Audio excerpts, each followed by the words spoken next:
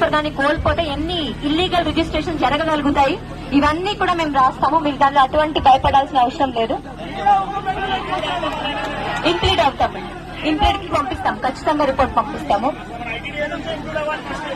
We will see the respondent. మనం respondents లో లేకపోయినా కూడా ఇంప్లీడ్ అవుతాము, దానిలో భయం ఏం లేదు. మూడోది, ఆల్రెడీ మధ్య వలస అండ్ వీటి గురించి మనం క్లియర్ గా చెప్పాము. మన ఆదివాసులకి తెలియకుండా, వాళ్ళకి అవగాహన లేకుండా సర్వేలు జరగలేదు కూడా లాస్ట్ 2 months. బాక్సైట్ కి సంబంధించి కూడా గతంలో ఇష్యూ వచ్చింది అని చెప్పేసి చాలా క్లియర్ గా చెప్పాము. లాస్ట్ 4 years లో లైసెన్స్ కొత్తది ఇవ్వలేదు, అయిపోయిన లైసెన్స్ కూడా రెన్యూ చేయలేదు. ఎవరో పేరు లేని ఏజెన్సీలు వచ్చి చేస్తే ఖచ్చితంగా వాళ్ళ మీద పోలీస్ యాక్షన్ తీసుకుంటాము. సో దానికి కూడా భయపడాల్సిన అవసరం లేదు.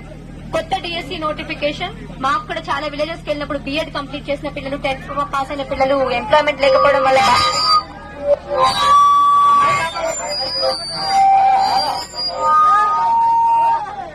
బాధ వేస్తుంది. కాబట్టి ఖచ్చితంగా ప్రాజెక్ట్ ఆఫీసర్ పరిధి నుంచి మనము ఈ న్యూ డిఎస్సి నోటిఫికేషన్ కోసం ఖచ్చితంగా మనము పూర్తి ఎఫర్ట్స్ పెడతాము. ఫైనల్ గా నాన్ ట్రైబ్స్ కి సంబంధించి మీరు మాట్లాడారు. ఆల్రెడీ మనం అన్ని రెవెన్యూ అధికారులకి క్లియర్ గా చెప్పాము. Cost is acquired by birth, not by marriage.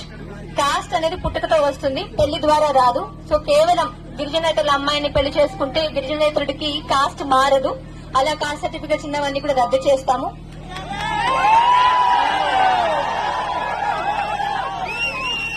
Zone 1 నుంచి Zone 2 కి మనమే డిస్ట్రిక్ట్ అడ్మినిస్ట్రేషనే కాదు, కలెక్టర్ మేడం, మినిస్టర్ గారు అందరూ కూడా, మొన్న మన హెచ్ఆర్టీ మినిస్టర్ లోకేష్ గారు వచ్చినప్పుడు కూడా చాలా క్లియర్ గా రిప్రజెంటేషన్ ఇవ్వడం జరిగింది. మనకి Zone 1 నుంచి Zone 2 కి వెళ్లడం వలన మనకి ఎలాంటి ఇబ్బందులు ఉంటాయి, లాజిస్టిక్స్ ఇష్యూస్ అని, దీని మీద మనం కూడా ఫుల్ ఎఫర్ట్స్ పెడతాము. ఈ రోజు గౌరవ ప్రజాప్రతినిధులు ఇచ్చిన రిప్రజెంటేషన్స్ అన్ని కూడా సమగ్ర నివేదిక లాగా మనము స్టేట్ గవర్నమెంట్ కి సబ్మిట్ చేస్తాము.